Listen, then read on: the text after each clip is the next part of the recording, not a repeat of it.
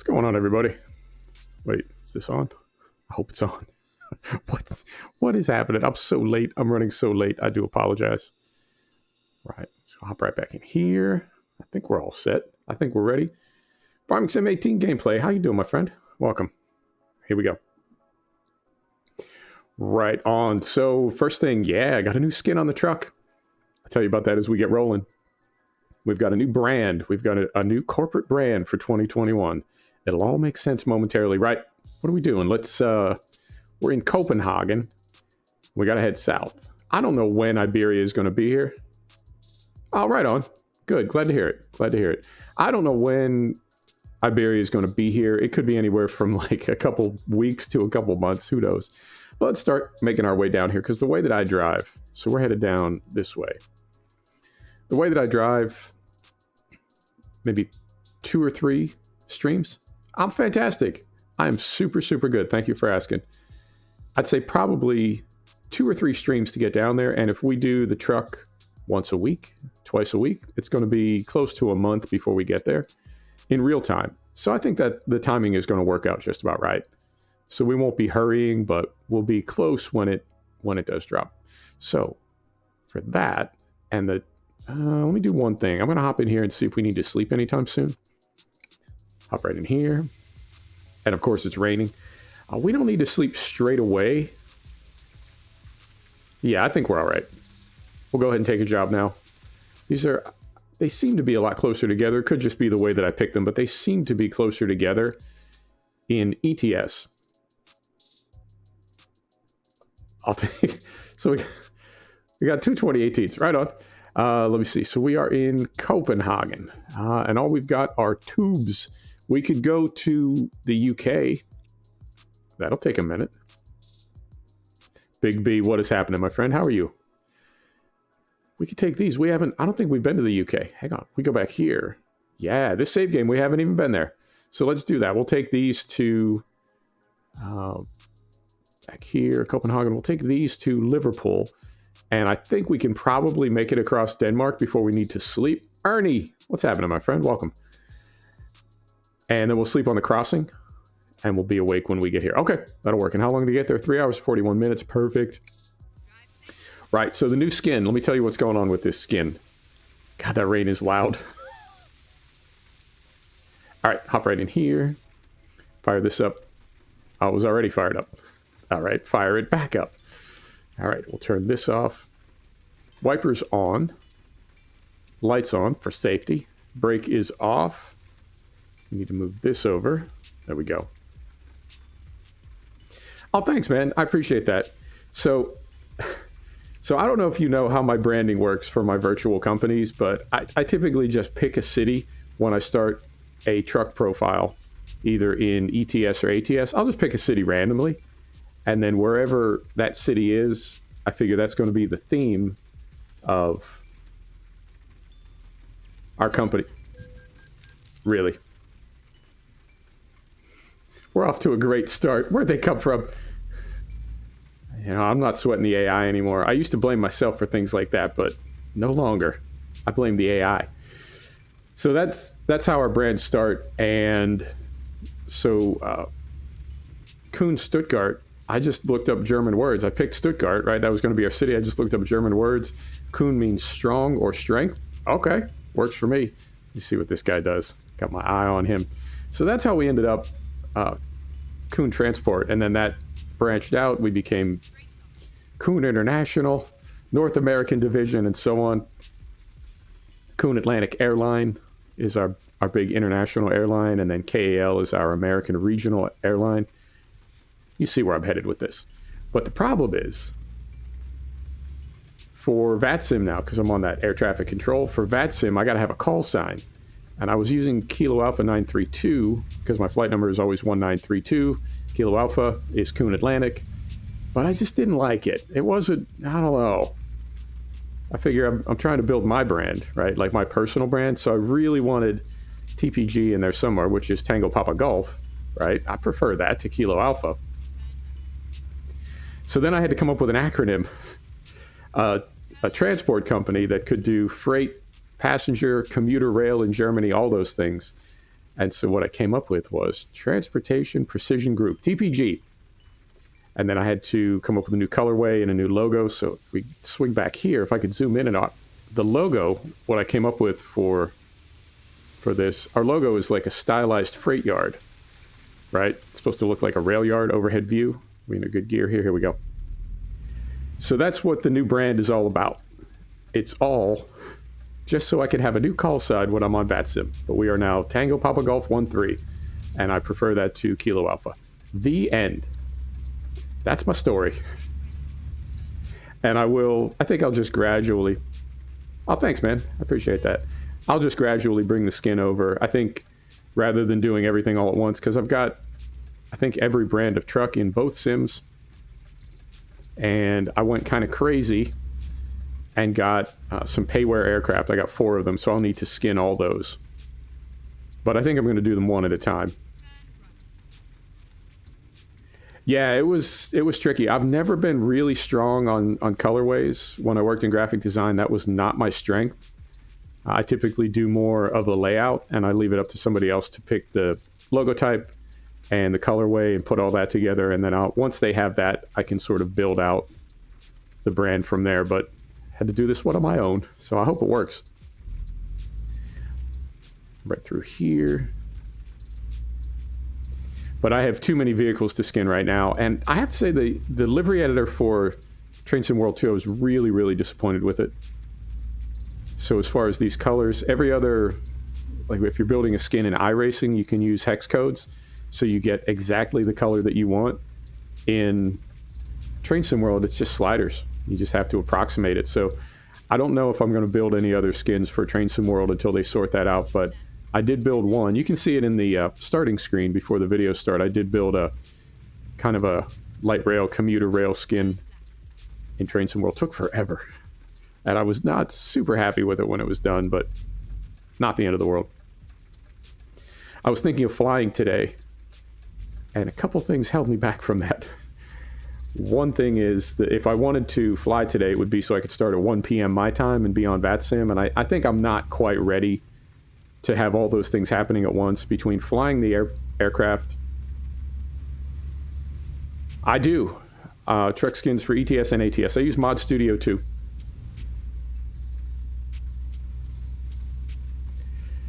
Yeah, the Advanced TIE Fighter. I don't know what side I would be on in the Revolution. I think I would ultimately be with the Jedi. You know, it's kind of fun to think you'd be an outlaw, but outlaws are, I don't know, man. They're not always so nice to hang around. I think I'd be fighting with the Jedi. But it's, yeah, that's, I don't know. I mean, they have cooler toys, but they're probably not the best group to be associated with long term. Everybody just be cool. You in particular. So yeah, if we tried to do Flight Sim today, I call it Flight Sim. I just use that as a generic term, but we'd be in X-Plane. If we wanted to do X-Plane today, it would be so we could be in one of those crowded airports that kick off as an event at 1 p.m. my time, and it's just too much to fly the aircraft and sort of learn VATSIM, which I'm very new to, and working with all of you in chat. I say work. I mean, it's not work. I just use that as a kind of a generic term. But right through there, it would have been, oh, and then, oh, all the way back there. Got it.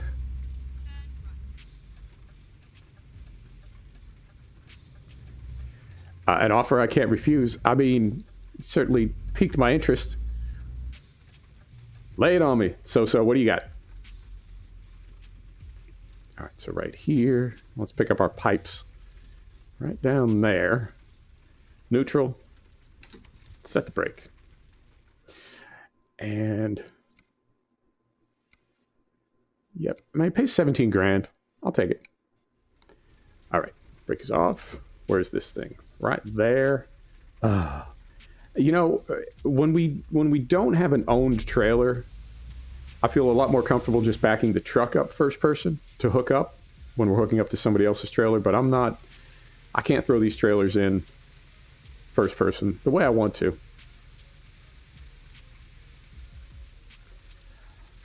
I mean, that's an impossible question because my hourly contract rate is $100 an hour and a skin takes about 2 hours. So $600, but that's ridiculous. So I would say I'll just do them for you. I don't know. Just not as a favor, but I mean, why not? Tell me what you're looking for and we'll figure it out.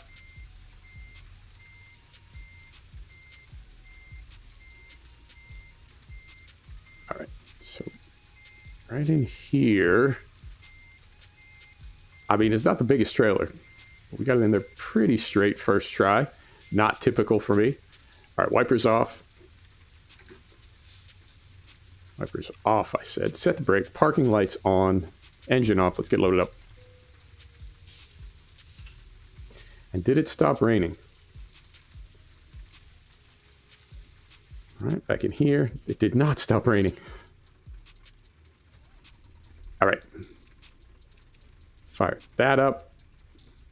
Turn those on. Lift axle up. Here we go.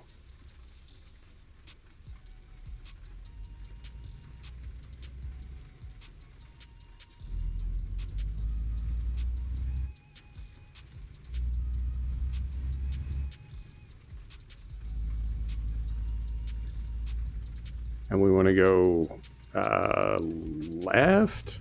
I am so like skittish about traffic now. I feel like I can't, even with track IR, I can't turn my head back and forth quickly enough to see both sides at once. And we keep getting blindsided. All right, through here. Beautiful. All right.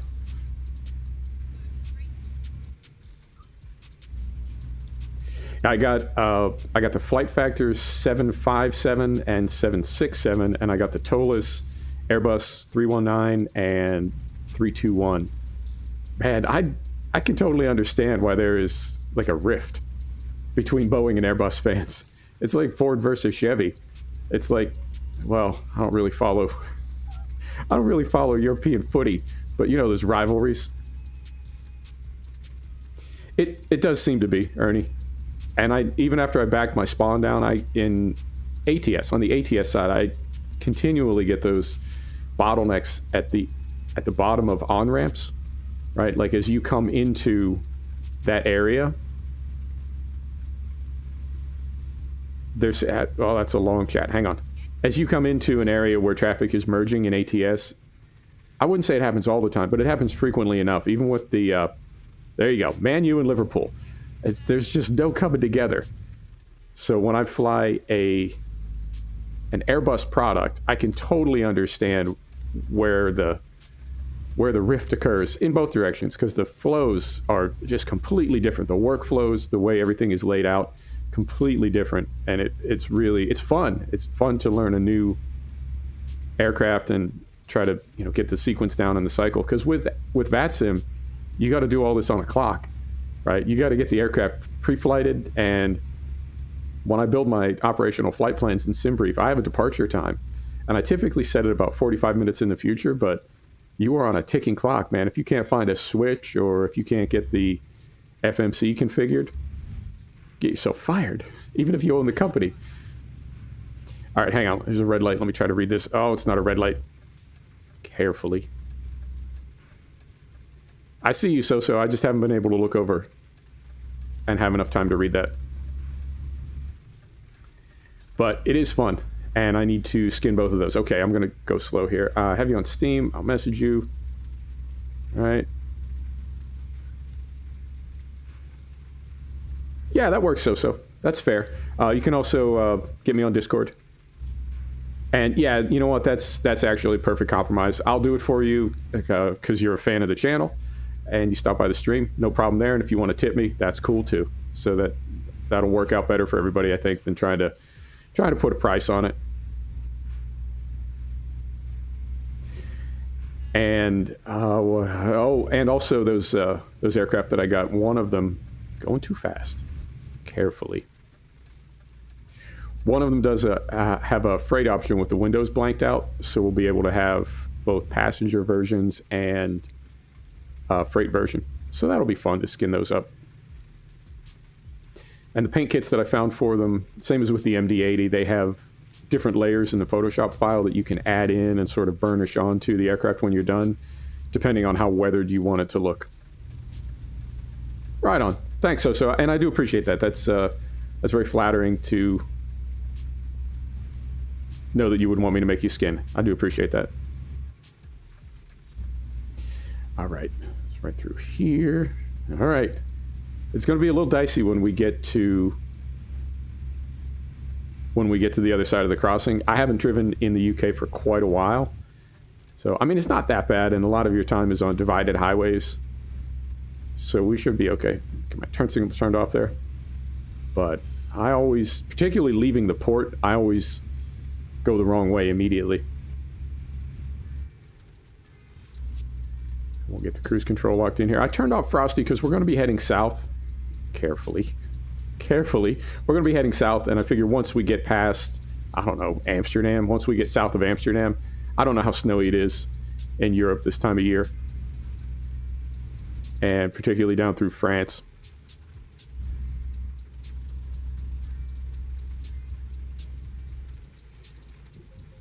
Yeah, it's really easy with Mod Studio 2, and if you need any help with it, just hit me up wherever. DM me, whatever. Mod Studio 2 is a really streamlined product to use. It's got a bit of a learning curve, and some parts of it are not super logical, but once you get it cracked, it's really, really easy to use, and they've got metallic finishes and just a lot of things that you couldn't do in the old ETS Studio, so I definitely recommend it.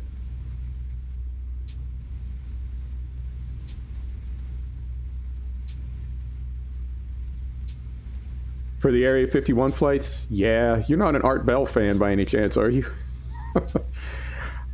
I used to listen to Art Bell to fall asleep for years, and perfect ghost stories, campfire stories, and I figure, maybe once a week, it was something about UFOs in Area 51. Yeah, I figured. All right, oh, speeding offenses.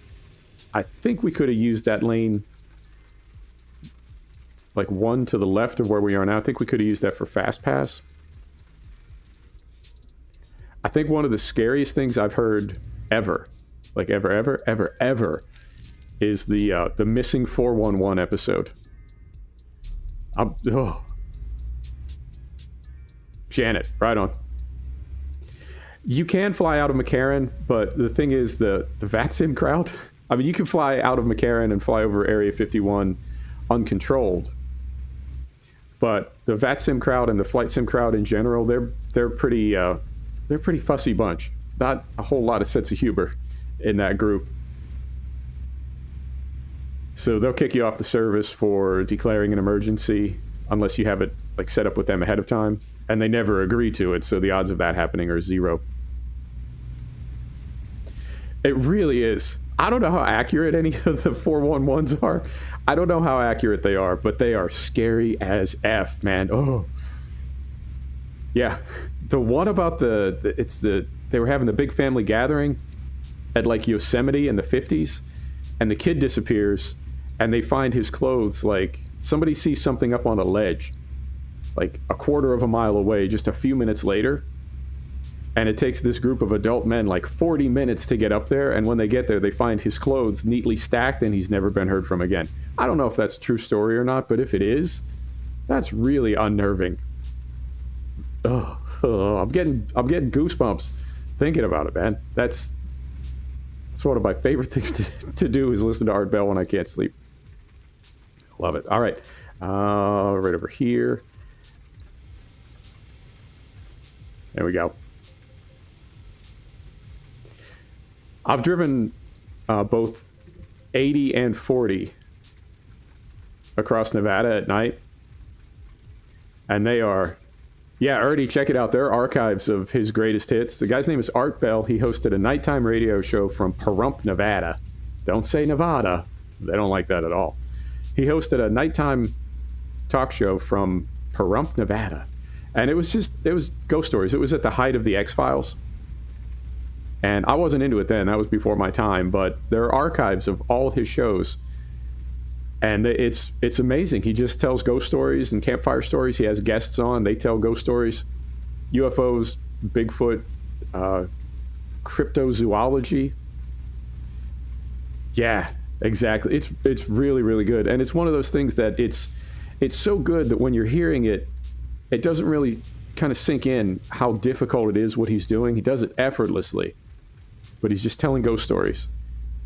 And the fact that once he left, it was not nearly as good, and nobody's been able to find that success since then doing the same thing.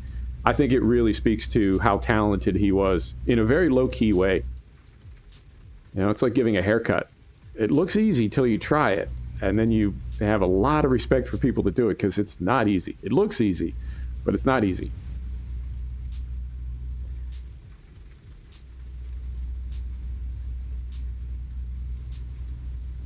Yeah, it's good stuff.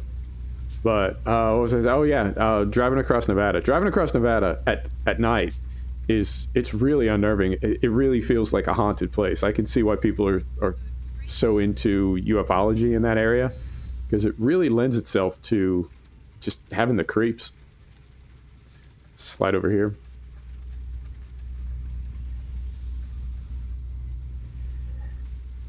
Yeah, exactly, Big B. It was effortless. He wasn't. It didn't feel like he was sort of gilding the lily. He would just talk about these things in very those very sonorous, very FM radio tones, and could just be terrifying without it being over the top. He wasn't like beating you over the head with it.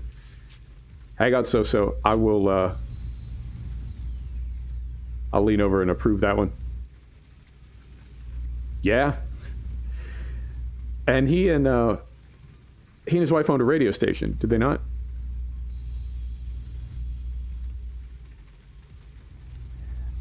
I don't think I heard that one. So I heard the call from the guy that had escaped from Area 51, the one that Tool used as a sample.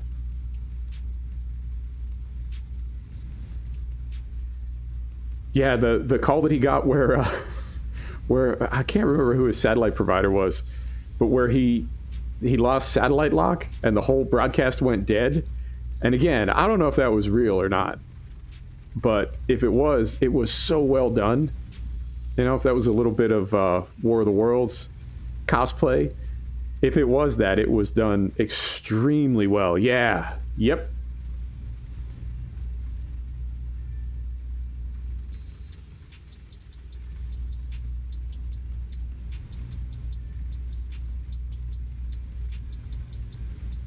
And we want to be, I think we're getting to the port. Yeah, I'd agree, Big B. It was, and then what came after? I mean, it's possible. I don't know. You can do whatever you want. I mean, I think he was the highest rated overnight show, but that's still not really anything compared to like network TV. So he was sort of flying under the radar, even at his peak. And I think it wouldn't, you know, if they were going to stage that, I don't think it would be a big deal to just like flip the switch and go off the air for 10 or 15 minutes just to keep it convincing. So I really can't say whether that was staged or not, but it's very unnerving, like a lot of his stuff.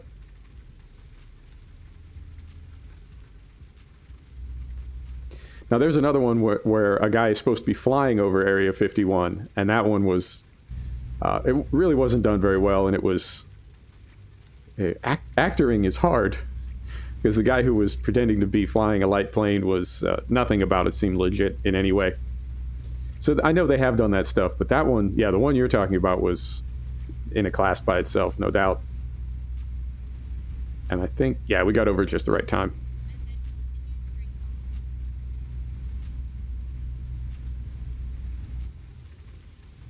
Carefully.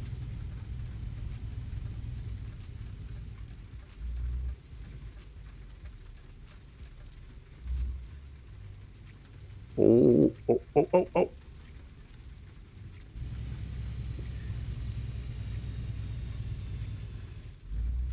Man, we're doing it, but just barely. I've almost hit so many things so far. Gotta get myself together here.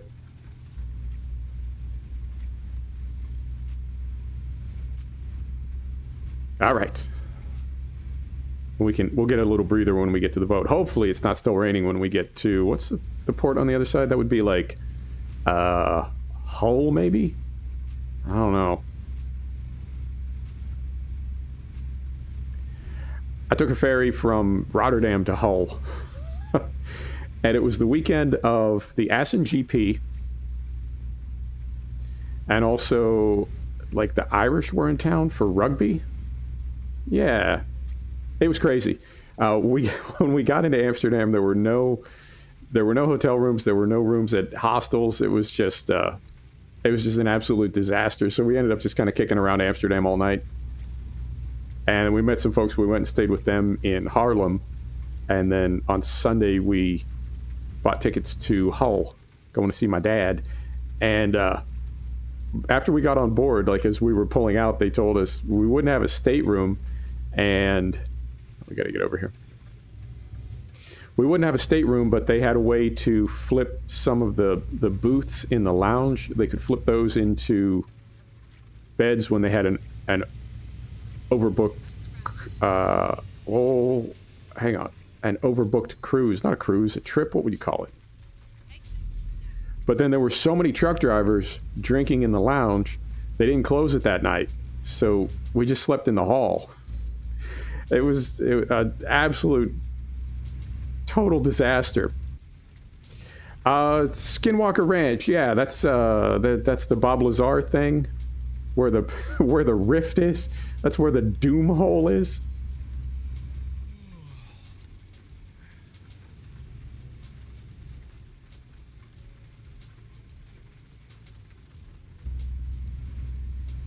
I know Skinwalker. Yeah, that's adjacent to Area 51, and there's supposed to be a portal there.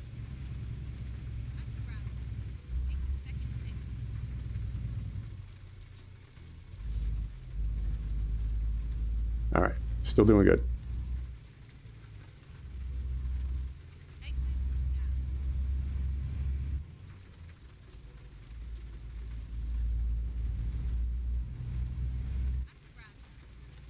I gotta look these things up. I'm not familiar with either the filmmaker or the documentary.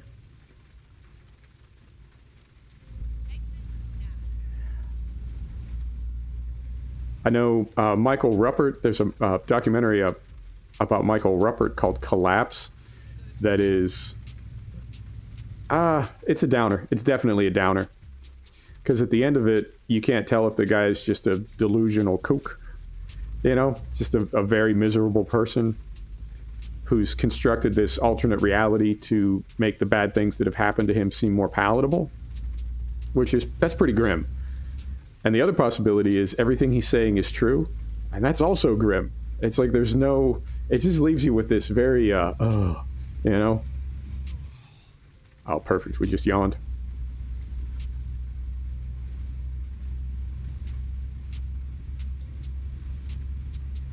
It's on Netflix? Right on, I'll check it out. You know, Bob Lazar, some of the stuff that he says, like his, his propane-powered Corvette, you know, some of his stuff I think is he's a bit of a kook, but he's got some good ideas, and then he just goes off the rails, and I gotta be careful not to accidentally talk about politics.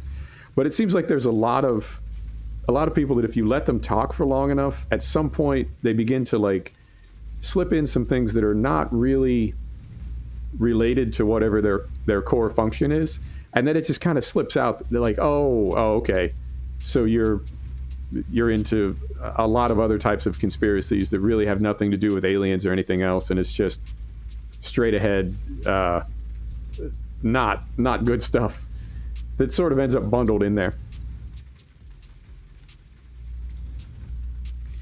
Yeah, that's a perfect way to describe it, Big B. If these people could just contain themselves to... if they could keep their grift focused, but it seems like it always at some point drifts off into a different type of conspiracy, and it always seems to point to the same conclusions, and that's when I sort of lose interest.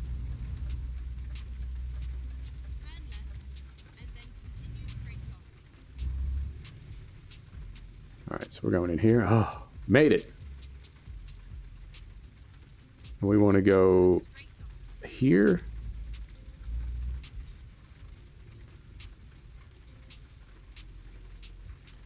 Yeah. Yeah, I agree. There's at some point you have to wonder what people's real motivations are. And man, I can't believe how much money people make speaking at some of these UFO events. You know, 10,000, 20,000 bucks for an appearance, and then you charge people for autographs, sell your book and your video. I don't know.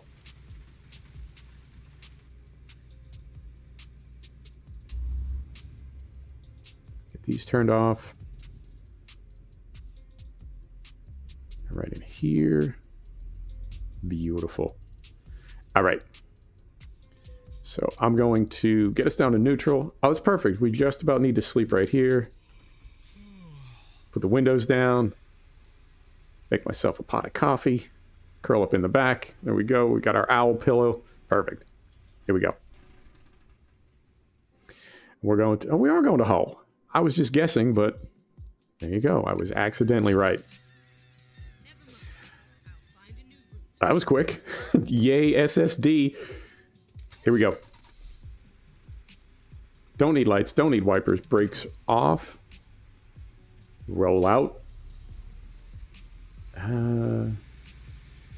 Where's our exit? Does this one have a gate? Hang on. Oh, it's behind us. Okay.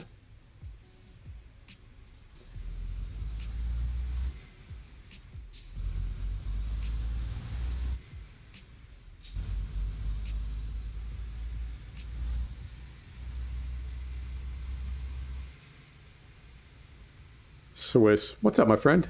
How you doing? Happy New Year. Yeah, they really got to work on the realism in this game.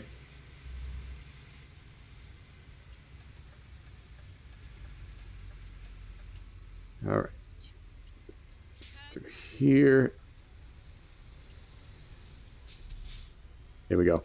Carefully. Carefully.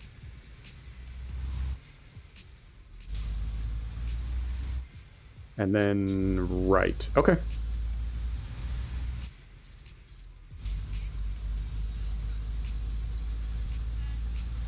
And I haven't even taken a look. How are we doing on fuel?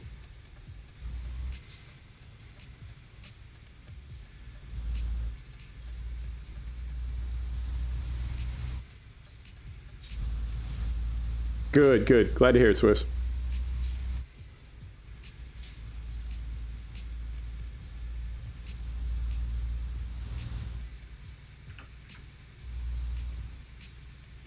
The thing I need to be really careful about with conspiracy theories is, I mean, there's an alternate theory that the government and Project Blue Book and some of these other three-letter agencies, they intentionally encourage and sort of inject crazy people into these movements who say and do crazy things to discredit the entire movement. And I think, yeah, that's, you know, that's not... I try to stick with Occam's razor. And I mean, I know my government has done awful things that have been documented, that they've admitted to. They've done things a lot more horrible than trying to discredit fringe groups that like UFOs. So I certainly don't put it past them. But I really try to avoid going down the road where I feel like if you let yourself get to a place where a lack of evidence is evidence, you're really kind of putting yourself in a vulnerable place intellectually. Yeah, the fact that I can't prove this proves it. That's really, to me, that's very risky thinking to let yourself get there. I try to be fact-based, and I try to be agnostic about facts as well. I'm more than willing at any given moment to be proven wrong about everything I think and believe, but I'm going to need some evidence. If you can provide the evidence, I would love to see it, because that means I can learn something and improve myself and evolve the way that I see the world. So yeah, if you've got evidence, let me see it, man. I would love to see it. But as far as, I don't have any evidence, and that just proves how deep the conspiracy goes, I can't get there with you.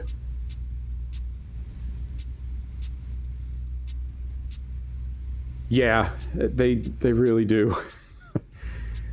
And And again, I'm not being specific about any side politically, but I think the awful thing about that paradigm you're describing is there's nothing we can really do about it because infrastructure is so intertwined. Like the functioning of society from the basic level up to the national level is really intertwined with some of those agencies and organizations and governments that, you know, it's like the awful things they do are mixed in with the terrible things they do. And we sort of need them for the good things, so we can't just throw them all out.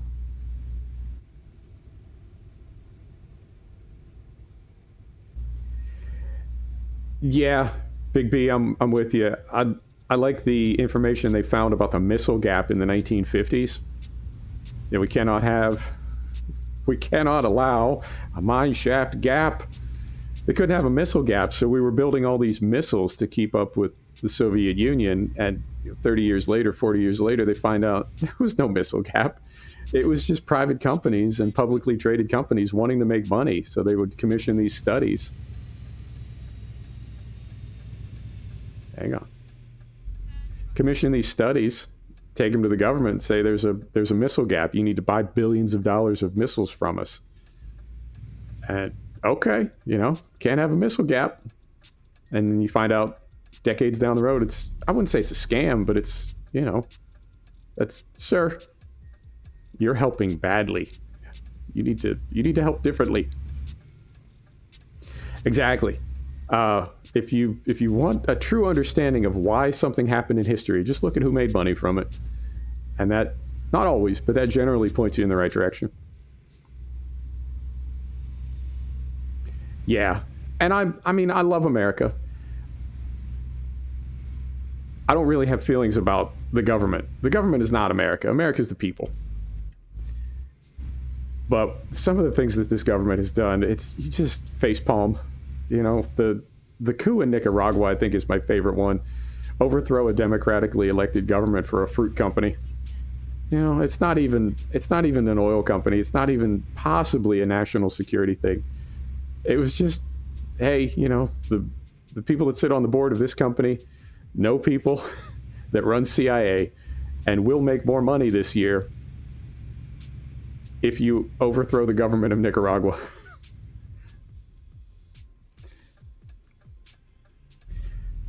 Yeah, it's a stain. It really is. I mean, we can joke about it, we laugh about it. It was 70 years ago, but things like that, I really think they are a stain on the promise and the potential of what America can be. And we don't talk. I didn't learn that in high school. You got to find that stuff out on your own. And I think if we did talk about more of those things,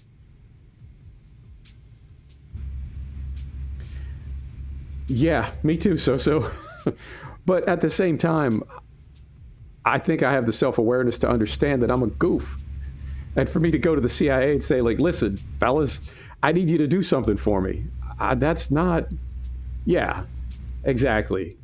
You know, I think we're all expected to be reasonable about our self-interest and how our actions relate to other people, and, you know, take some responsibility. It would be nice if I could continue buying bananas at ridiculous rates, but I recognize that markets are evolving, and I'm probably going to have to adjust my business model. But I mean, that's some big dick energy. It really is. I don't want a new business model. I'd rather orchestrate a coup. So yeah, I don't think this country could win World War II today. I don't think we could get it together.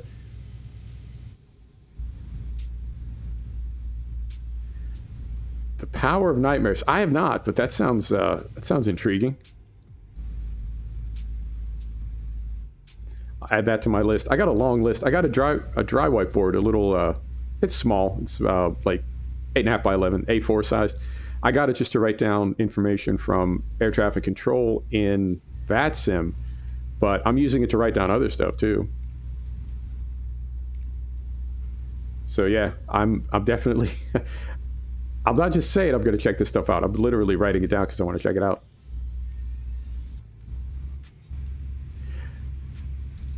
Yeah, I hear you, Swiss. I hear you. I looked into Swiss citizenship. I spoke to an attorney when I was in Geneva. I was there for a couple months, and I spoke to an attorney, and he was like, "Yeah, no, there's no possibility of you becoming a Swiss citizen. There's, you're a great guy, but you have nothing to offer this country that they need." And I was like, "Well, what if I gave you a big pile of money?" And it's awesome. His response was, "There are so many people willing to give Switzerland a big pile of money that you would still be at the back of the line." Century of the Self? Right on. I would. All right, let me send one back to you. Check out a book called The Flickering Mind, and I don't have the author's name at my fingertips, but it's called The Flickering Mind, and it's about what technology, social media, and the speed of content delivery is doing to our ability to have like critical thinking skills. Adam Curtis, right on. So the premise of The Flickering Mind is that we haven't become dumber per se, but we're so inundated by information. It's like Gary Kasparov's take on propaganda is that eventually it's just designed to exhaust you. It's not that you've become dumb. At some point, you're too tired to think anymore. You're too tired to disagree with foolishness anymore, and so you just kind of throw your hands up. So The Flickering Mind, his thing is, The Flickering Mind. His thing is we've never received this much information this fast in our existence as a species, and we're just not equipped to deal with it. So the way that we're filtering and what makes its way through is not always the best stuff, and that is how we're ending up with some of the situations that you see. In fairness, on both sides, but we don't think critically because we can't think critically about that volume of data. Right on.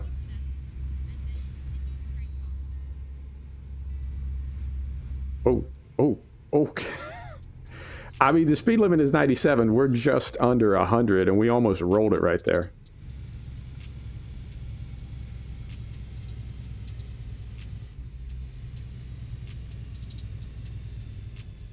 Couldn't even get my finger off my brake trigger to hit the turn signal. Todd Oppenheimer, that's it.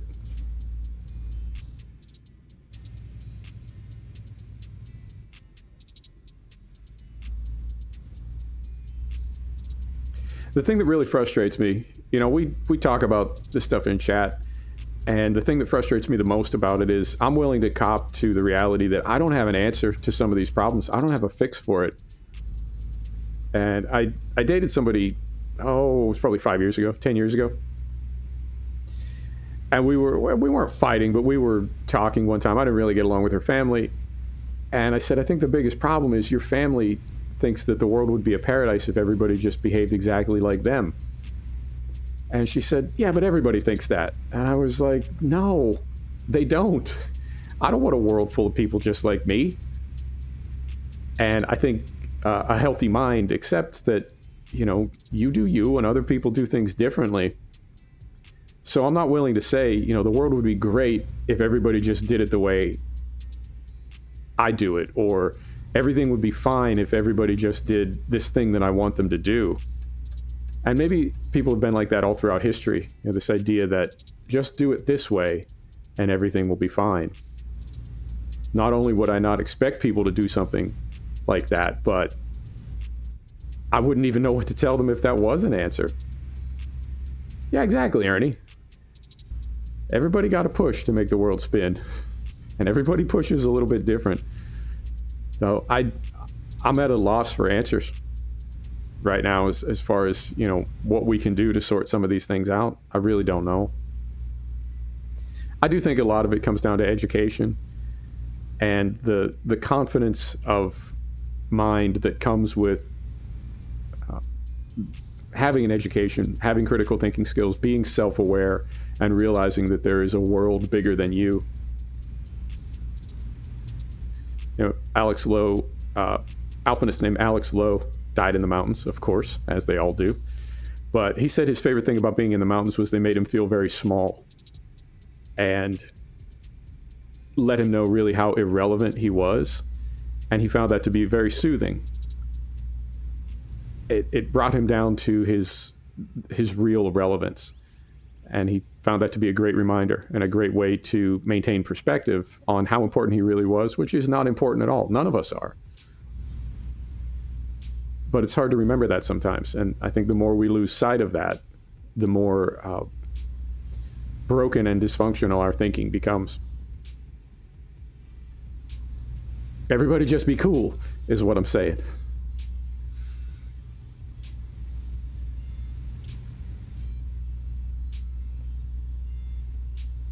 Now you can definitely tell this is an older part of the map because the roads are just so twisty. I mean, this is a 6-lane highway. Jaden, what's happening? Keep right, and then continue straight on. Hang on. I'm fighting the truck here trying to reach at. Oh, we got to slide over here. Yeah, it's really twisty through here. Sim dashboard. I tried it with iRacing, and then I ended up going with JRT. And the thing with JRT is you can only use it with iRacing, but it's the same principle. I've never tried Sim Dashboard with anything else.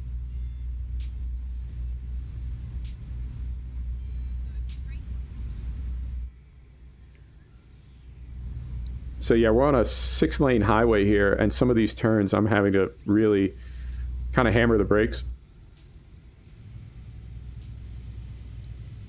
Feels like maybe this was built to an older sort of video game standard as far as turn radius and visibility and some other things. The new parts of the map feel a lot more sort of flowing and realistic compared to this. I know they're working on Germany now. That would make sense. That is the oldest part of the map. So we'll see if at any point they get to some of these other parts.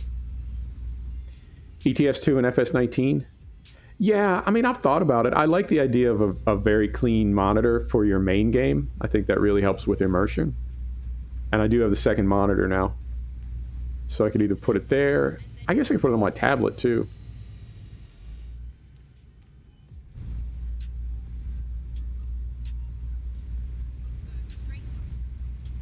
Yeah. I mean, I don't want to get too heavy. Maybe it's too late. But I learned a long time ago about something called long time.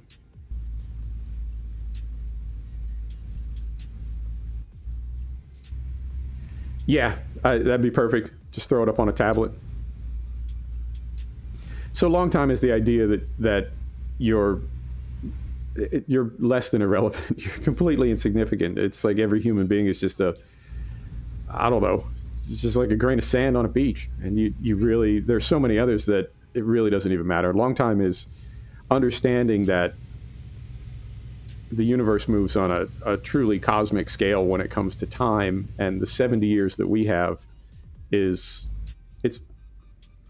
as a ratio, it's impossible. It's like a 1,000 decimal places. And so when you think about long time and realize that, you know, where you're headed, where we're all inevitably headed, whether we want to or not, I mean, it is inevitable. And for me, that was really really helpful. It allowed me to stop taking myself seriously. And I still, you know, I still care about things. I just don't sweat it anymore. And I think if more people were able to process the idea of long time and the fact that, yeah, we can still care. You can still, you know, try to do the right thing, but chill the F out, man. In 50 years and 100 years, nobody's going to care. There really is no possibility of historical legacy because time is just too big. Yeah, exactly. I mean, a way to test it, and something that I do, not in a confrontational way, not in an adversarial way, but I'll just ask people, you know, can you tell me your grandparents' full names and dates of birth? And most people can't. And it's like, man, if your own family can't remember you 30 years after you're gone, who the hell else is going to remember you? You know, name 50 famous people from 100 years ago. Name 50 people from 1,000 years ago. And 1,000 years in cosmic time, that's nothing. And those people are all gone. So 50 years, 100 years after I'm gone, it will be as though I never existed at all. So I'm not going to get too hung up on what I leave behind because it'll all be gone anyway. At the roundabout, take the first exit.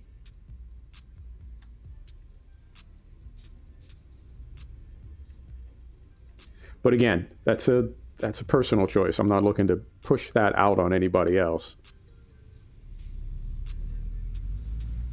And I would appreciate it. There you go. Testify.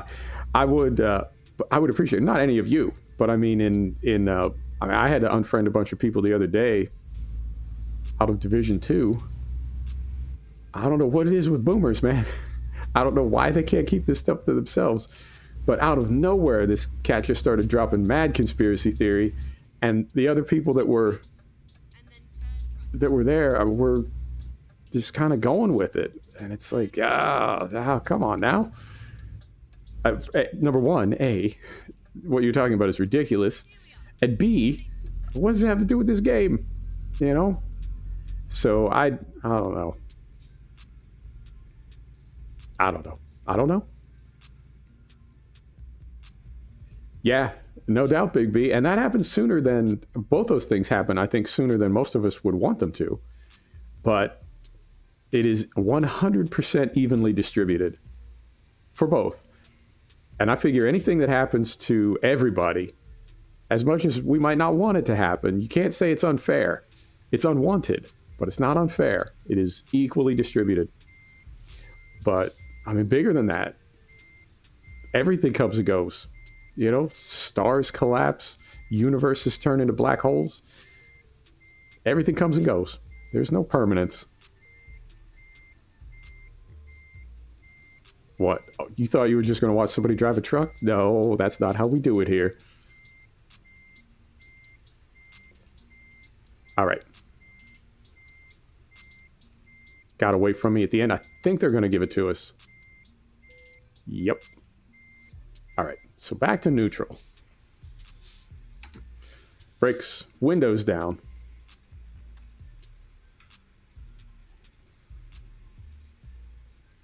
Engine off. Here we go.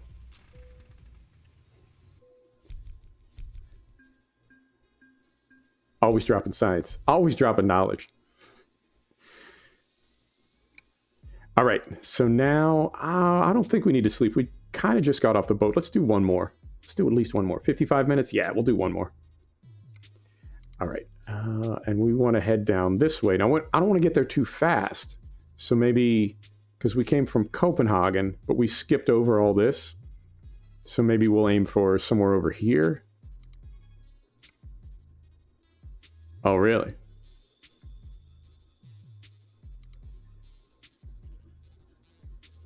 So are you talking about in sim or in real life? I mean, both are badass, but just curious. Now what do we do? Now what do we do? Because I don't think we've discovered, we haven't discovered any of these other cities. We can drop this trailer. Let's try that. Or do we own any garages here? Hang on. Go back here. In real life, that's awesome, man. That's like learning to jet a carburetor. That is a dying art. Good for you. I don't think we have any. We got one in Glasgow. And we got one in London. We can just teleport to London. Let's do that. All right. So we'll go here. We will dismiss this. Dismiss that. And then we will teleport to London. There we go. Yeah, exactly. And now we want to bring our trailer down here. I'm doing this. I don't even know if there's going to be jobs going out of London. And you know what? I bought this garage externally. We might not even be able to pick these up now because we haven't discovered London yet. So we'll drive around a little bit. I think we'll get it. And then we use this. I think we need to leave. Yeah. Because if we go here, depends on the year, Big B. The new ones are all paddle shift. Nope, we do have discovered. Fantastic. Calais. Quick trip, but it'll get us to France. And then from Calais, we can look for something in this area too. And it's raining again. Hang on. Did I reset this after Frosty? Moment. Rain probability. No, I did not. Well, there's your problem. There's your problem. Real Ferraris. Right on. I love videos of people like driving old 512s at festivals. I couldn't imagine it, man. Those cars are... The handling is terrifying. The acceleration is terrifying. No traction control. No ABS. And you're trying to roast straight cut gears at the same time in $1 million car. Right. That's fantastic. Good for you, man. All right, I'm going to pull in here. Let's get some sleep and put the windows up for one thing. Let's get some sleep. See if the rain cycle is fixed now.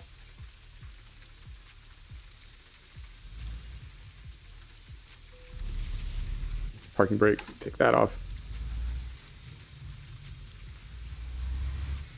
Now, he was in a 318, I want to say, so. 512 is the Le Mans car.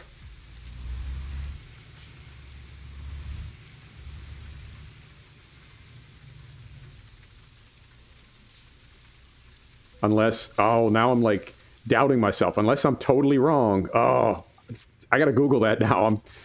I didn't mean to come at y'all strong like that. That if that came out as you know, that way, I do apologize. Didn't mean it that way. All right, sun is out, so that's nice.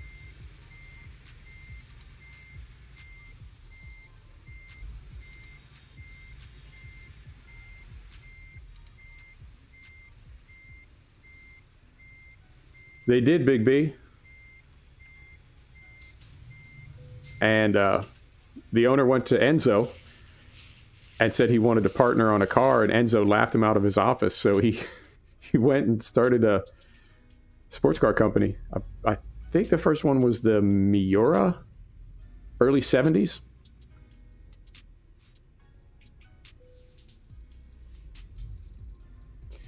All right, and we probably want to pick up a new job now because I think that other one cycled out. Let's take a look here.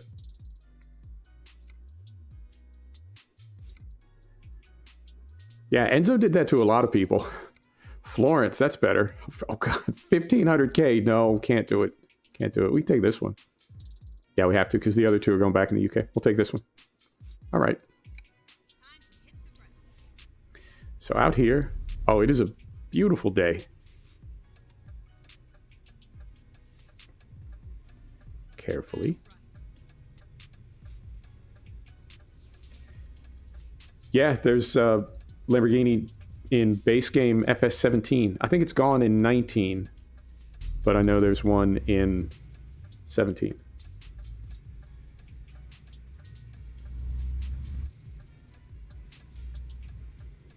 And we want to go, what? Oh, it's right here.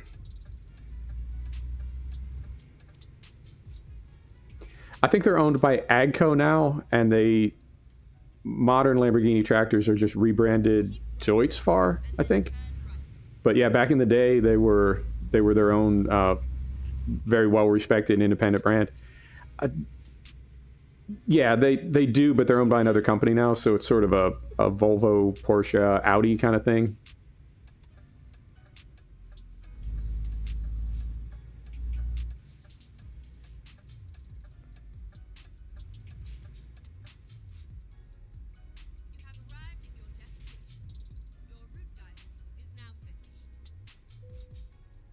All right.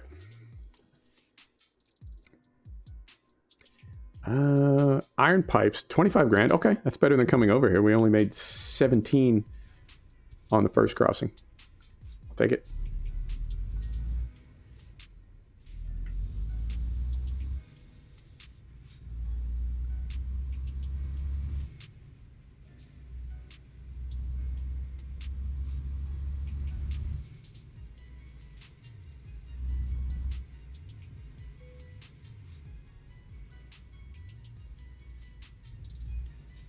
Going third person.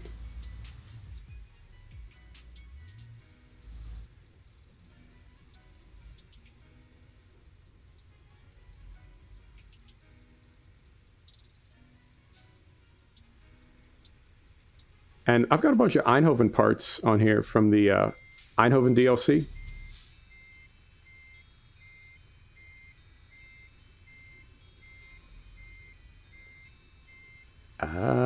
Come on. There you go.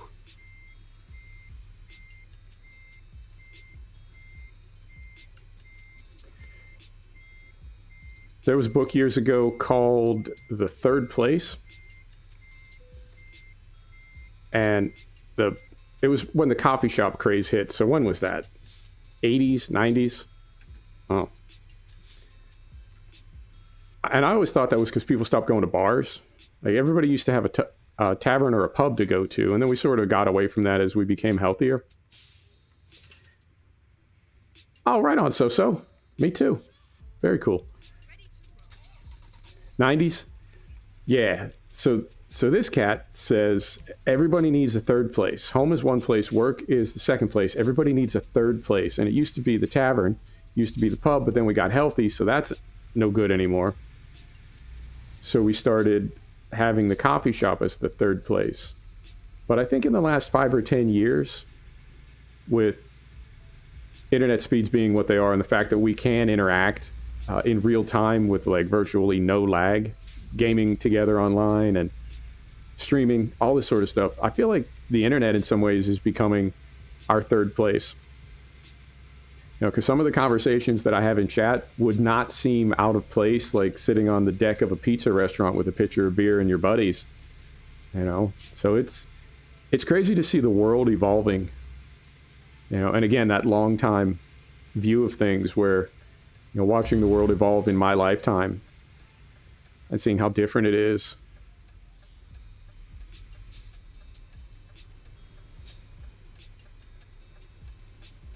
Like the first.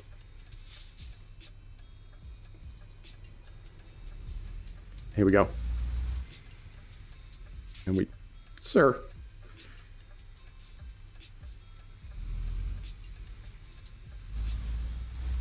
I think we can get over here, yeah. Other than getting broadsided as we were leaving Copenhagen, leaving the yard in Copenhagen, we've been pretty good with all this traffic. I'm not disappointed with this stream. Bowling alone? Yeah, and even really old school stuff from like the 20s and 30s. The other 20s, the first 20s. But even things like Kiwanis and Rotary and YMCA and Toastmasters and some of the places that, you know, as people were more almost migratory, that when you got to a new town, if you were a member of a club, you automatically had a place to go. And I feel like that's just not the case anymore. But with social media being what it is and our phones being what they are, it's like we take our club with us everywhere we go. Hell yeah, man. I think that's the thing that I miss the most, as many people do. I think that's the thing I miss the most this past year is born in 2002. Bad.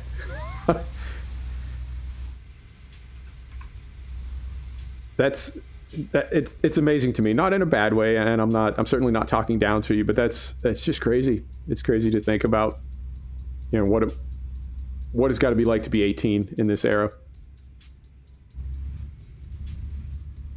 I saw people talking old school IT the other day. Frozen yellow hose and like what bandwidth was 10 years ago or 15 years ago.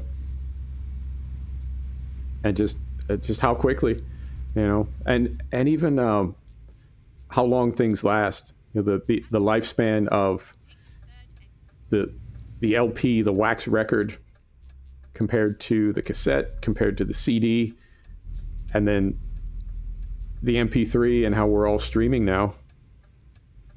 I'm going to try to do this right. So we want this off, and then we'll move out one lane when we're ready to exit, but don't exit from the inner lane, because that's for That's something, something. I think I did that okay, but there was no traffic, so I got lucky.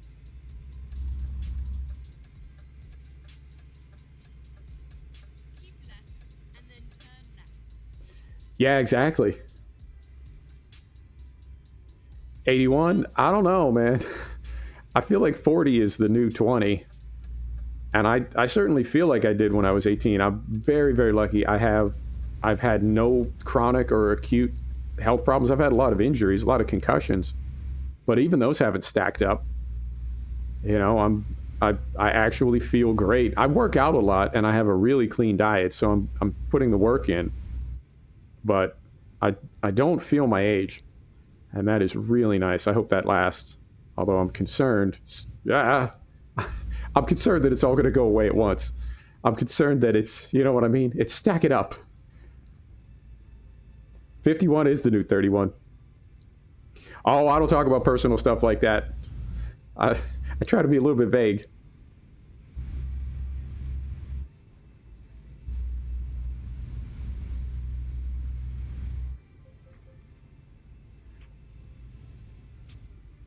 And then what came out? Yeah, I guess there was really nothing after MP3 because we don't need any way to carry music anymore. Although I have one sort of odd habit. I keep the Book of 5 Rings and the entire tool catalog on whatever phone I own. Just in case I lose signal permanently. Just in case they close us all down. I've got my philosophy and I got my tool. I feel like I could survive indefinitely with only that to keep my brain occupied. I appreciate you, Big B. Gotta keep growing the brand. And I think, are we speeding here? No, not really. Speed cameras. Oh, that's right. We are in the UK. I like the way they brought that in. Oh, man. That's been a fun journey to go on as well. As I've been evolving to see Maynard evolve from, you know, very angry, very destructive, all the way through 10,000 days. And to hear that last record, to hear them talking about getting old and being mortal, it's been, I don't know, man. I feel like Tool and Fight Club have always been sort of bookends, set pieces to the journey that I'm on. The book, not the movie. I saw them last year in Raleigh. It was a pretty good show. I've seen them enough times to be a little bit, I don't know, I wouldn't say disappointed, but I feel like the show hasn't really evolved a whole lot over the years. I've seen them probably a dozen times. And back in the day, the shows were, I don't know, different. They seem more spontaneous. You know, Big B, I tried to get into Choke, and I was really disappointed with it. I think Fight Club may be his Pulp Fiction, and you know, he's made a living. He's written a lot of other books, but I don't know that anything compares to that first effort. Because really, I feel like that's like your first record.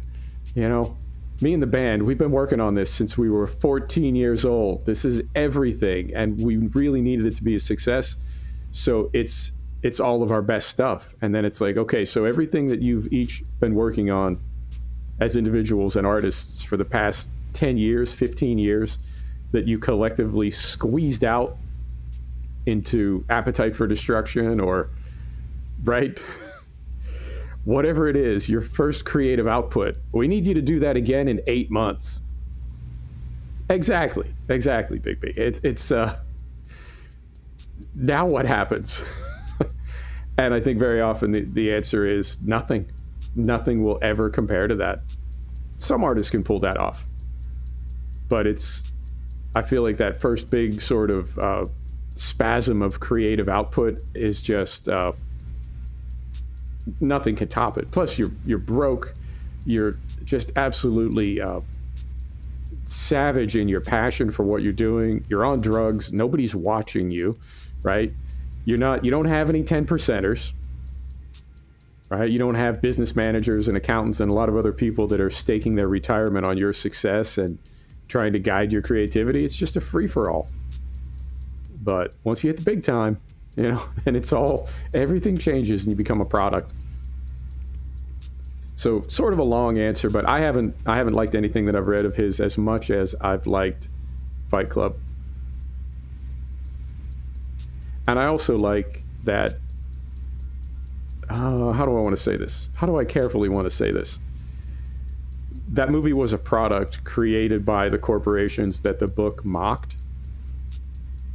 And I don't know if that was some kind of counterculture, like submersive, passive-aggressive, sneaky, backhanded play by David Fincher and Brad Pitt, or if they were just doing what they do, just being part of the machine that they sort of claim to not be a part of.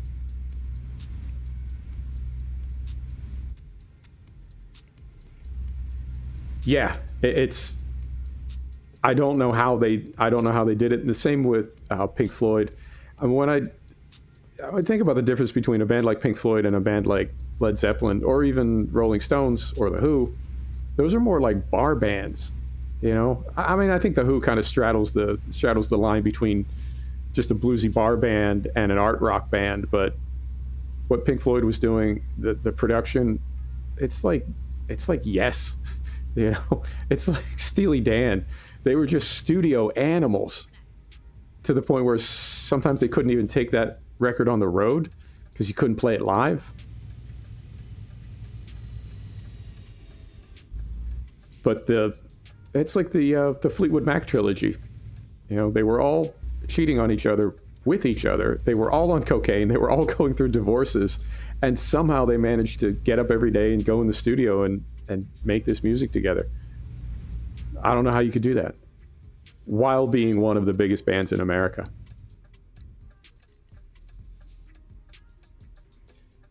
All right, here we go.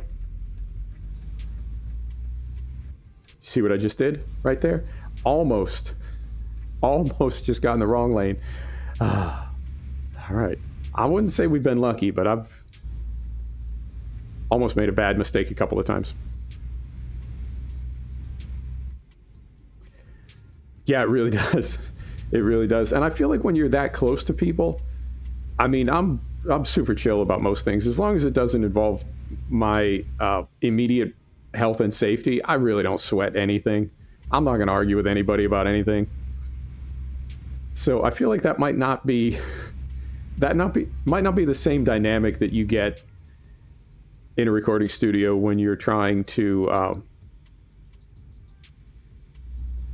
create something amazing, and that you're trying to, that somebody else says, no, we do it this way, and that you're willing to, throw a chair through the window into the engineer's booth because you don't believe, it has to be done this way. That's just not how I get down.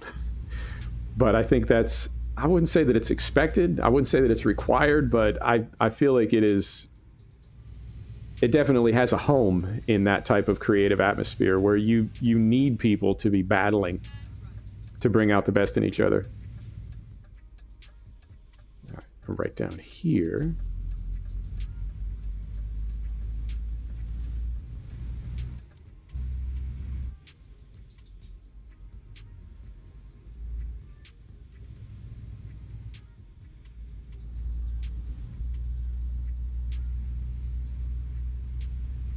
Right down here. There we go. Oh, all right. They let me out.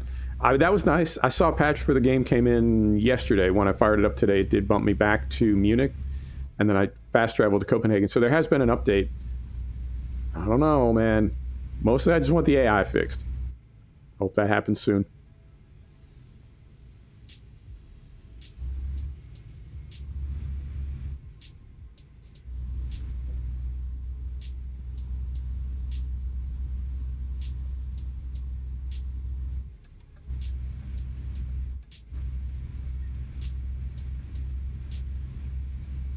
What band are you talking about, Big B? Oh, we get to go down and get on the train. I like this one. I like this crossing.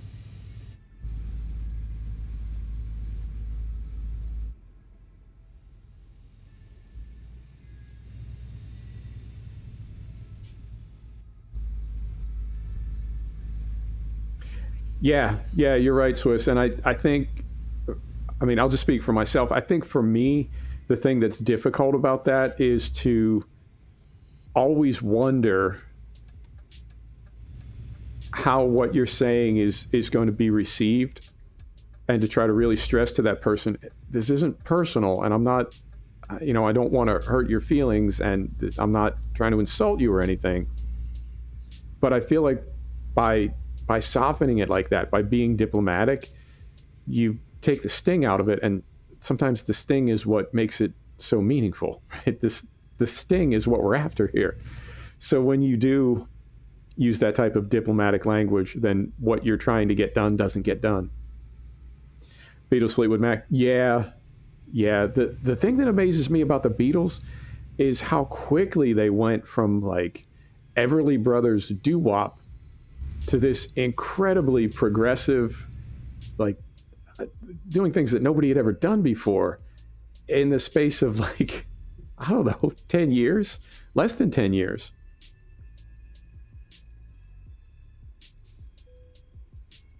I'm gonna back up just a little bit.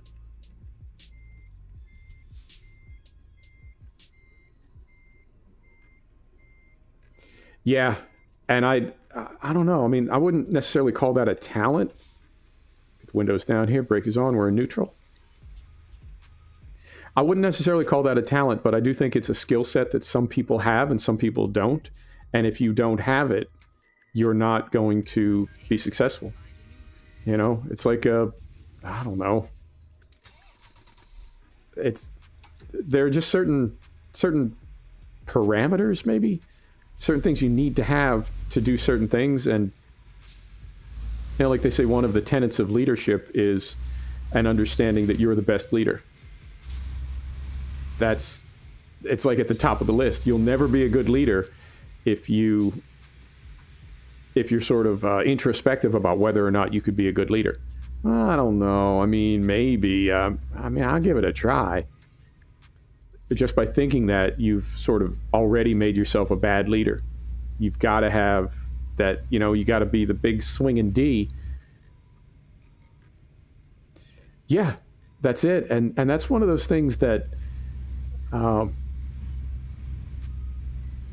that's one of those things that seems really unfair. What do you mean I don't have it? Yeah, man, you don't. You don't have it. And it seems unfair. But when I was like, I don't know, probably 15 years old, my girlfriend dumped me for the captain of the football team. Literally. That's not a bit. That literally happened. And it sucked at the time. But over the years, I've come to realize, like, yeah, that's how that's supposed to work. If anything, it would be unfair. Yeah. It's if anything, it would be unfair for her to have that opportunity and not break up with me, right? Because now she's just kind of settling, doing me a favor. And that other guy, whose name I still remember, that other guy is like, hey, wait a minute. Why did I bust my balls to become the captain of the football team? And I'm not saying that women are trophies. I don't mean it like that. I'm just saying, it's the homecoming court stuff. Like attracts like. So it's not fair, but it is.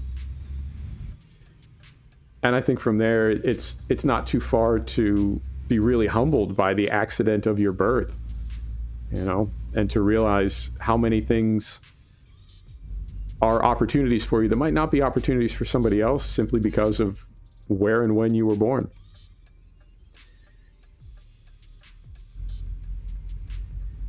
And rather than coasting on that, I find myself very motivated to make the most of the opportunities that I've been given.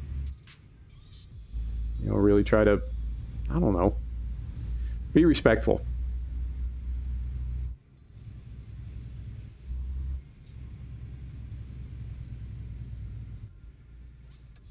right, so right down here. Oh, this is perfect. The sun is going down, and we don't have too awful far to go.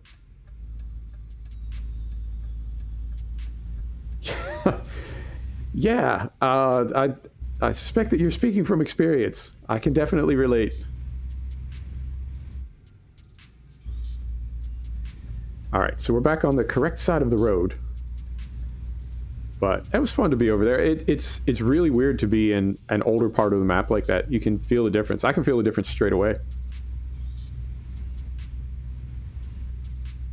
It's crazy how this game has evolved over the past 8 years.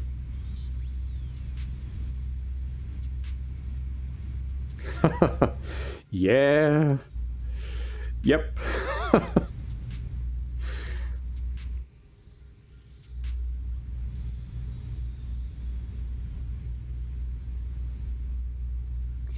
I think everybody's been there. Man, I don't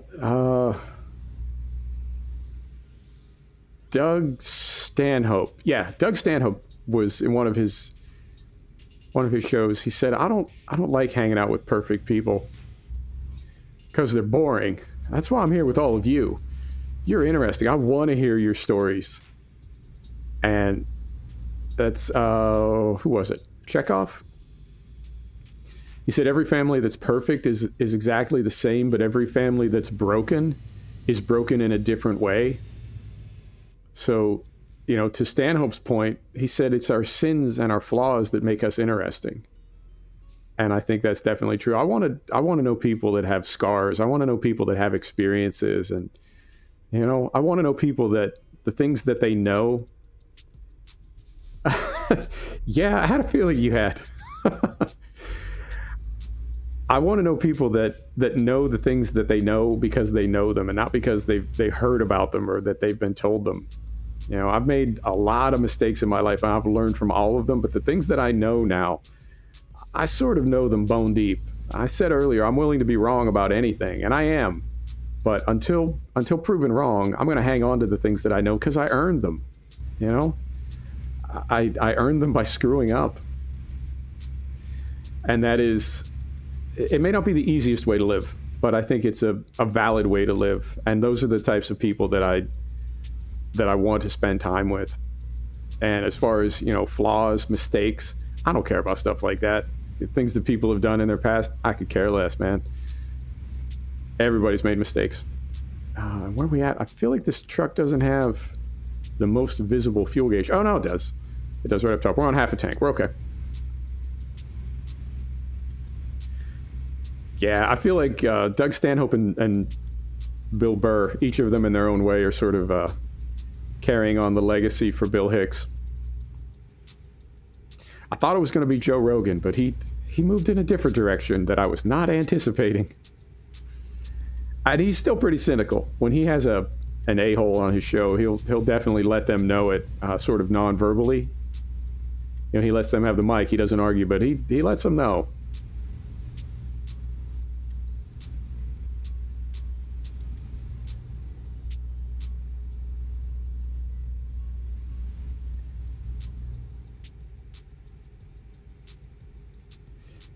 Yeah, he's very edgy. A little bit too much for me sometimes, as Stanhope is, but for the most part, he's speaking a lot of truth in there. And I think that's something we need. I mean, I definitely like funny comedians, but anytime I can grow my mind from watching a comedian, I figure that's just icing on the cake.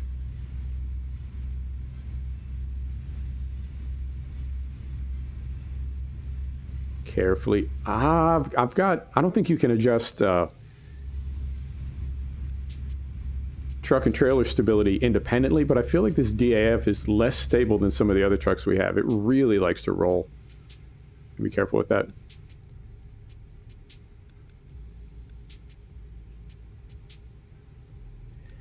And this has been, they did the new signs like 1.36, 1.37 when they put the headlight glow on the signs. Keep right, exit right. I think those look fantastic now. And it's one of those small details, but, you know, can't be unseen.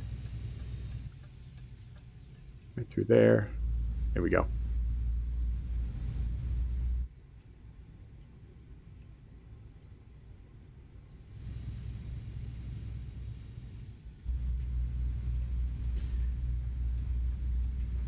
All right. I don't even remember where we're going. We're going beyond Calais, right? But not too far. I don't even remember. Oh no, we are. We're headed down like halfway to the Spanish border. Maybe? I don't know. I can't remember.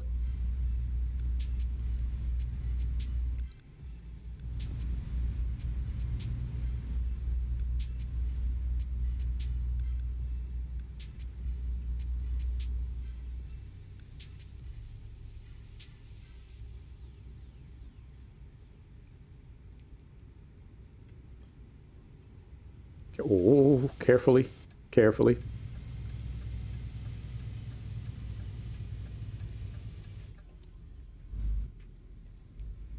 Make sure that guy doesn't sneak over. Right on. It's France. Yeah, it's somewhere in France. I just can't remember where. Oh dear. That's problematic. Man, the game looks really, really good right now. The skybox and the lighting and everything. There's, I don't know if they have like teams or work groups, but I'm feeling like I can see a difference in the way some areas of the game look and others look more than in the past. And Vive la France is not a new DLC unless okay. So they did say they were adding 2 cities, and the game did patch up. Like when I loaded in today, the game had updated, so maybe they've done some things with it.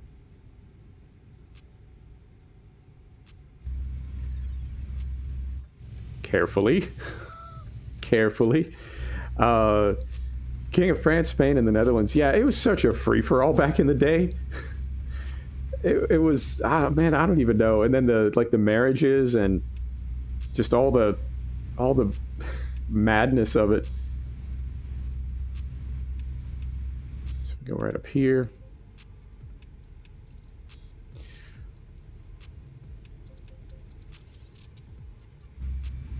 Was it HBO? There's probably one on Netflix. Well, you know what? It's even bigger than that. There's probably been one on like every movie network. But we went through The Tudors, which I think was HBO, but we watched it on Netflix.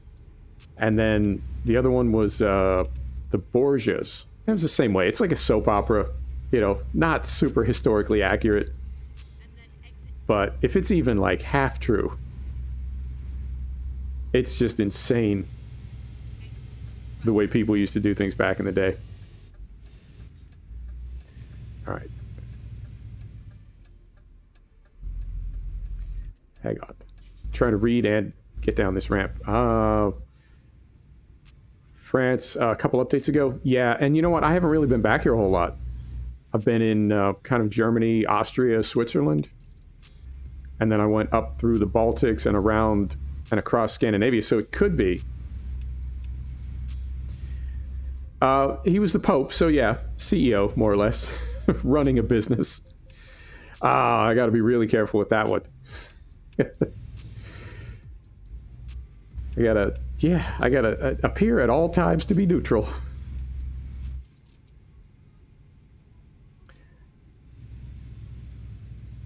All right, Swiss. Thanks for stopping by, my friend. I appreciate you.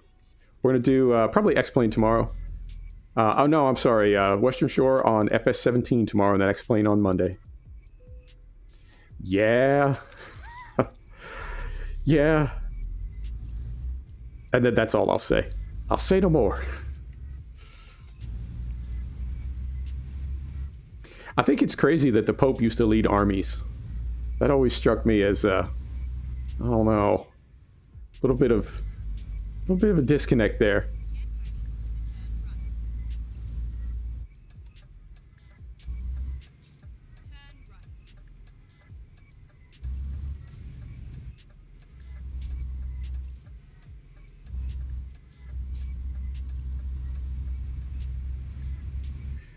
Looking into FMS. All right, Swiss, I'll look for you.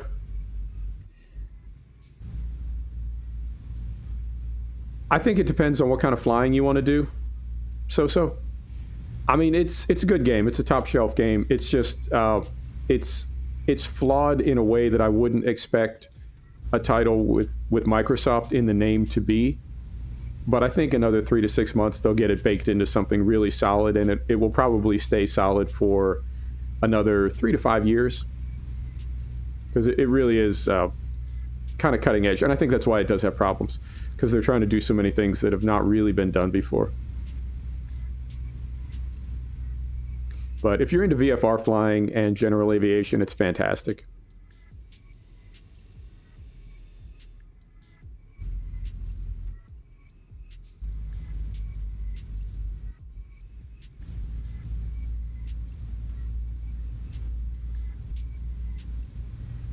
The one that gets me is like the complexity of the lineage and the different ways that people would make claims to thrones. And I guess from the other side, the different reasons why people would be like murdered in their sleep. Because you could be, because if you marry this person and then this other person in another country dies, you'd be second in line to the throne. And it's like, wait, what throne? What are you talking about? Oh, see, because your cousin. Yeah, and I think it was all just about power. Well, of course it was about power, but maybe the way that people try to legitimize the fact that they just want to be the boss, right? Sir, oh. Right, like if you look at all this stuff on this old piece of parchment paper, and then we do a couple hand waves, as you can see, clearly I am destined to be king. And I don't know how sincere that was, and how many of those people felt they were really, doing the right thing, and how many of those people were like, damn, son, I can get fat stacks if I horn in on this gig. I don't know what the level of sincerity was, probably all over the map, but the complexity of the plots that people use to try to get power, truly amazing. Very creative.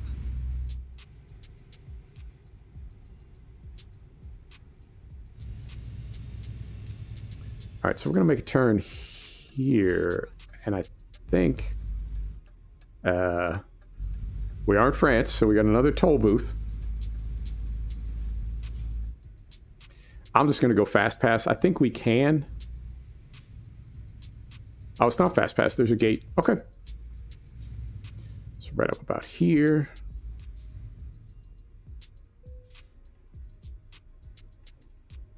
Right there.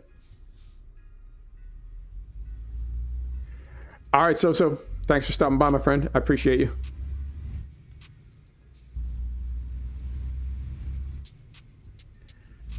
First King of England. Yeah, exactly. I think for me, I have such a sort of a contemporary idea of what some of these countries are that it's hard to sort of process a time when they weren't even lines on a map, because there weren't necessarily maps. They were just sort of names of places. Or you think about all the places that disappeared between like 1880 and 1945. All the European countries, they're just not there anymore. They're not on the map anymore. And they got absorbed into other places, or places that have reappeared, right? When Czechoslovakia split up. Crazy. Geopolitics fascinates me, and I sort of see the need for it. I don't know if we'll survive as a species long enough to transcend that, but I sort of get it. This idea that we can't be us unless we have an other to point to. We can only be ourselves by quantifying all the people that aren't us.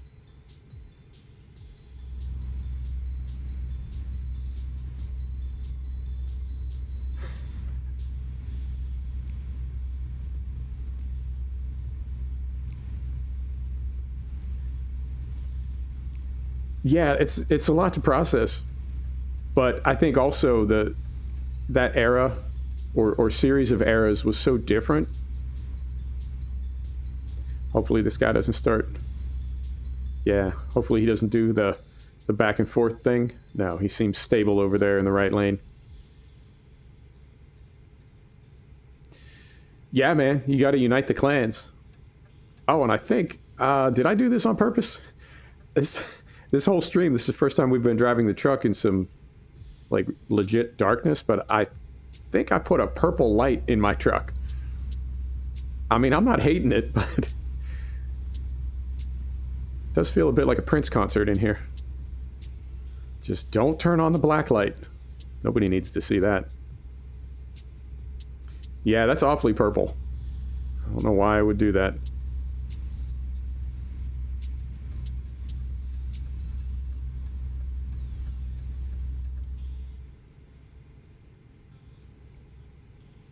My parents were very much into like colonial history, and where I grew up in Western Pennsylvania, there was like even one neighborhood over from me.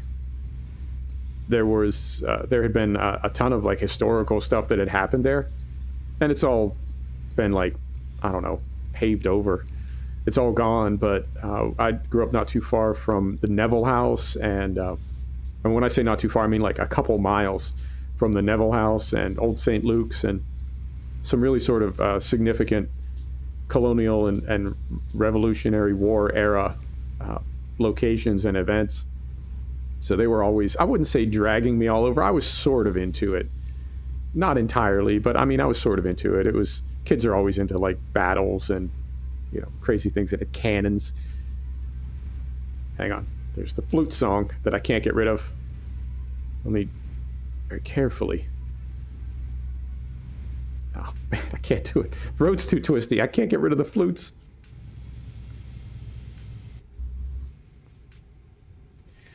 Yeah, the Tudors. I was just, well, not just, it was a few months ago, but yeah. Henry was, I mean, by the end of it, he was kind of a sympathetic character because he was like, can I just not have, I need one wife, I need one son. This is what I'm after. It's not a lot to ask, but I guess for Henry it was. All right, so I will skip that on Spotify.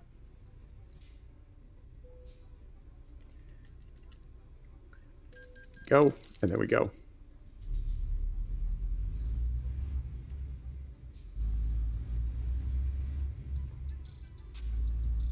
Are you kidding me? Another flute song. Son of a... Hang on. There we go. There can't be a third one. What are the odds?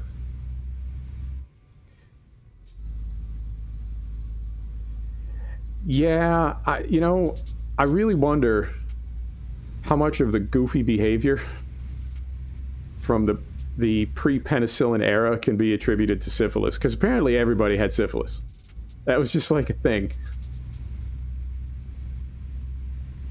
And it does make you kind of goofy. So I wonder sometimes about some of these people.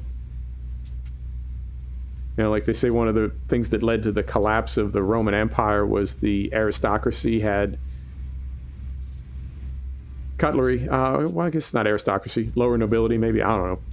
People with a lot of money had access to pottery and the equivalent of flatware that when they find it and take a look at it from an archaeological perspective, it's got just unbelievable amounts of lead in it.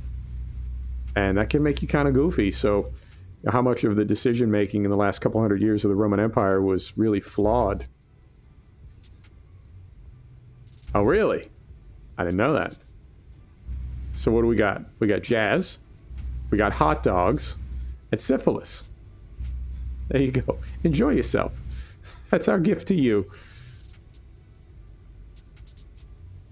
Oh, and I guess we did drive a car on the moon as well. That was pretty cool. It wasn't all bad stuff.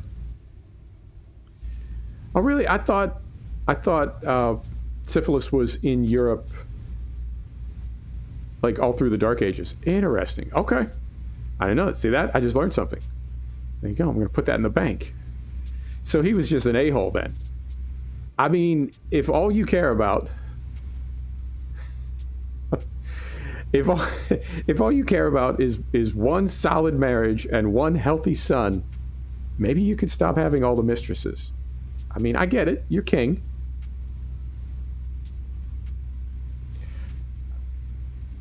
Ernie, jazz is not a conspiracy theory. I mean, it might be. Pretty sure it's... Pretty sure you can trace the lineage, though. Why are these trucks boxing me in?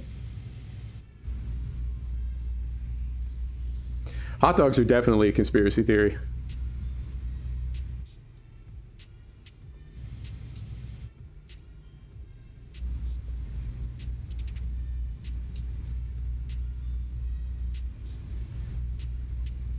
The moon driving. Alright, now you've completely lost me. I don't know what's happening right now. Does this... this render looks really, really good, does it not? I mean, like, everything that's in the rear view mirror is, like, super crisp. Our frame rate is absolutely hitting the rev limiter. Lighting looks fantastic. The sky looks great. Yeah. I don't know. I'm liking this France DLC.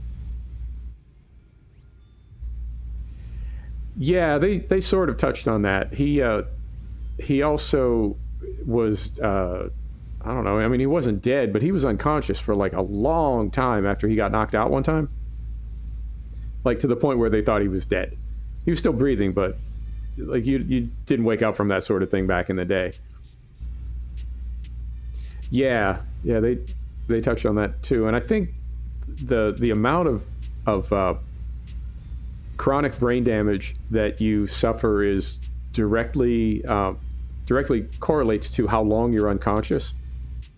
So, like in the movies, right, where you get hit in the back of the head with the butt of a gun, and you wake up like 20 minutes later, tied up in a room in the basement, you would not be okay. Like, if you're unconscious for 20 minutes from a blow to the head, like, you got serious problems. So for him to be unconscious for as long as he was, I think it was a couple hours, that was, it was almost impossible that he didn't suffer some type of really significant brain injury just from that one event. And he had apparently a lot of concussions. Got hit in the head a lot, as one does. I worry about that for me. I feel pretty sharp. I trip over words sometimes. Yeah, it would really mess you up. Even today it would mess you up. But I wonder, because they say concussions are cumulative, and between mountaineering and mountain biking and just, I don't know, being kind of mouthy when I was in my 20s, I've had probably more concussions than a person should want to have. I'm super, super careful about that now. I mean, obviously, you're pretty careful with your head. So it's not like I'm wearing a helmet or anything, but I would really like to avoid any more concussions. And I hope that the ones that I have gone through don't stack up on me later and just wake up one day and forget who I am. Man, the difference in going to an ER with insurance and without insurance when you've been knocked out it's night and day, man. I was working for, it was a corporate job, but I had really, really good healthcare. Wadded myself up on a BMX track. I was a full-grown adult on a BMX track. Yeah, I'm one of those guys. Wadded myself up, really hit my head hard. Had a helmet on, really hit my head hard. Went to the ER, and it was, MRI and CAT scan and the whole deal. Carefully. And I did the same thing a few years later when I was working as a contractor, and they were like, probably a concussion. Don't go to sleep and come back if you start bleeding out your ears. And I was like, bruh, if I started bleeding out my ears at any time, I would go to the ER. Even if I was not concussed. Don't you worry. So yeah, don't go to sleep. Just stay awake and come back if your ears bleed. There you go. The nurse will the nurse will have you sign some paperwork. Rusty the bailiff has some papers for you to sign.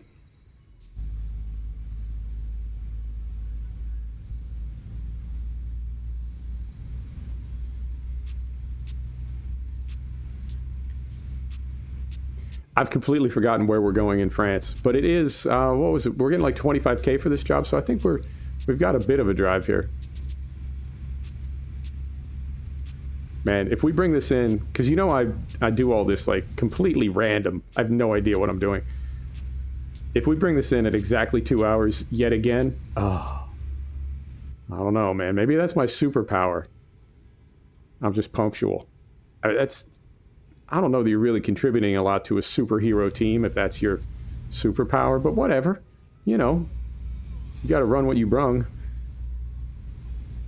And I do think we need to sleep. Yeah, we just turned red, so we'll sleep up here when we can, unless we're getting there. If only there was some type of map I could look at. Hang on. In fact, let me do two things. Get right up here. I'm going to look at the map. All right, so there's that. Oh, we're there. Okay, I'm not going to sleep, but I am going to hit my coffee.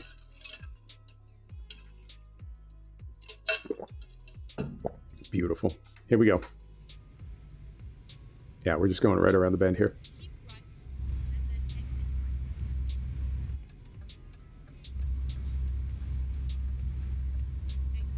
right, and then exit right. Right.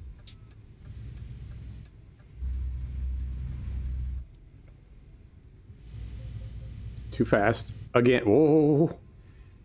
Too fast again. All right. It's raining. I turned the rain down. Game. I thought we'd left this all behind, but apparently not. So where we at? Nope. Got the coffee. As soon as I'm done here, I'm going to try to hop on VatSim. They typically go like 1 to 5. 1 to 4, 1 to 5 my time, and it's 3. So if I can, I'd like to get on one of their events. I mean, you just go. You don't have to sign up or anything. They just have a list of like what airports are going to be fully staffed. So I'd like to super quick gin up a flight plan and fly out of one of the airports they're going to be hosting from. So I got the coffee. I can barely fly when I'm not drinking. Can't imagine. Although, like Doug Stanhope says, I've tried to do my act sober, and I'm a stuttering, gibbering mess. My friends had to tell me to keep drinking for the sake of my job. Yeah. I mean... Hang on. Let's get slowed down here. He's going straight. Okay. Yeah.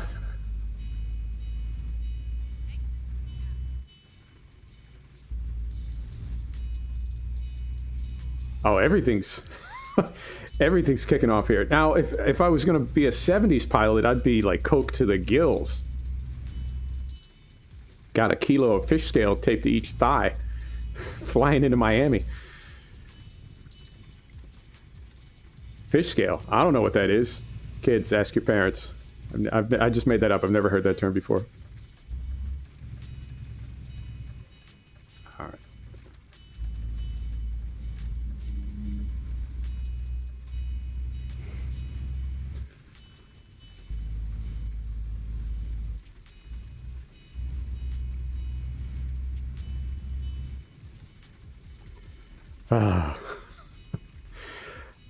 That was never my thing.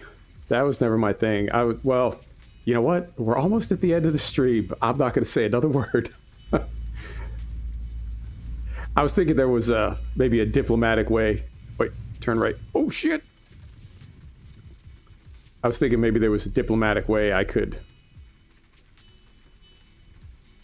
kind of joke about that, but I don't think there is. We'll save that for another stream. No, did we? Yeah. Oh, always at the end. Son of a... I think if I had seen that turn earlier and been able to swing it wider, maybe we could have done that. As long as there's... Yeah, let's do this right. Oh, you know what? I didn't plan it this way because I didn't know I had purple lights, but...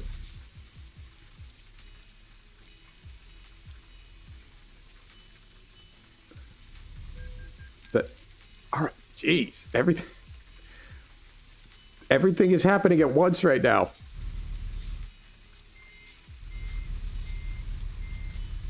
Come on now. There we go. I didn't plan it that way, but the purple lighting that we have inside kind of pops with that new colorway that I built. I'm not hating that. All right. Happy accident, man. I'll take it. All right, where are we going? It looks like forward. Here we go. I hate to end a stream that way. I really do. But you know what? It's just pixels. Nobody cares.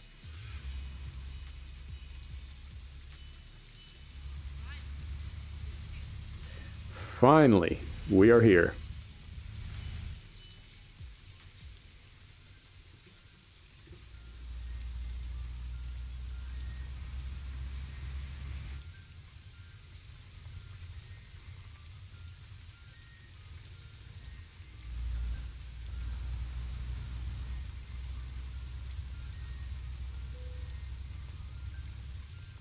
All right, so we'll flip this around, and I think 115 minutes, 2 hours. Unbelievable. I don't know how it always works out that way, but it is. I hope that continues because it's perfect. Just about right for my voice, and works for the VOD. 2 hours is ideal. 6 was not bad. I mean, I know a lot of people stream like between 6 and 10 hours a day. Between my schedule and my voice, I don't know if I could do that. I'm not opposed to it, but for right now, I think 2 hours at a time, kind of a good compromise. All right, so we'll go right in there. Neutral, brakes, lights, parking lights on. We're falling asleep. Wipers off. Turn those off. Engine off. How'd we do?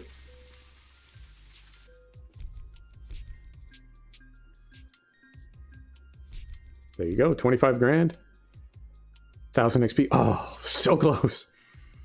I don't... oh no, on the ETS side, yeah, we've got a couple more skills that we can get from leveling up. So we'll level up next trip. All right, there you have it. Thanks, everybody. We'll do Western Shore tomorrow. I'm going to speed time up, and we'll move forward to soybean harvest. And then Monday, because tomorrow's Sunday. And then Monday, we'll probably do X-Plane with VATSIM on. I'm going to do a flight today, hopefully, and maybe one tomorrow. So yeah, FS17 tomorrow, X-Plane on Monday. Thanks, everybody. I do appreciate you. You're an awesome audience. Thanks for doing this with me. See you tomorrow. Good night.